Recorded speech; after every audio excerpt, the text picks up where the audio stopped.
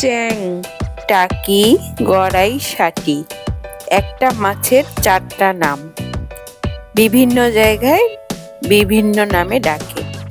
যাই হোক, আজকে আমি গড়াই মাছ বা টাকি মাছের ভর্তা বানাবো। এজন্য ভালোভাবে মাছ কেটে ধুয়ে ভেজে নিয়েছি তেলের মধ্যে, সরিষার তেলে।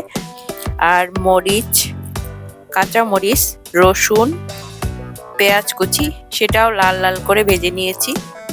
তারপর দেখো, এটা আমাদের এলাকায় বলে উরুন গাইন, যেটা ভর্তা মানে করে বা বিভিন্ন রকমের কাজে ব্যবহার করা হয়, সেটাতেই আমি করব এই ভর্তাটা।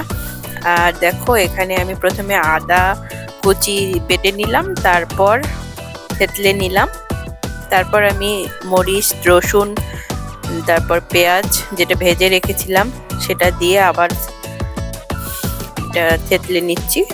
তারপর দেখো, ভাজা মাছটা দিয়ে দিলাম।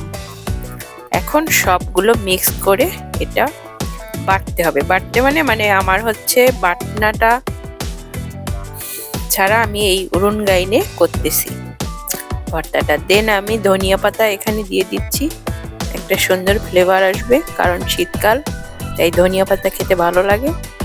যে কোনো তরকারিতেই ধনিয়া পাতা বেশ মজা লাগে, কারণ তাজা তাজা ধনিয়া পাতা।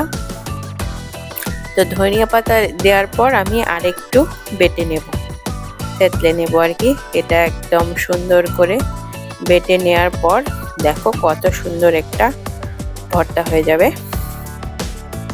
তো কে কে এই মাছের ভর্তা খেতে পছন্দ করো আর বানিয়ে খেয়েছো, কমেন্ট করবে।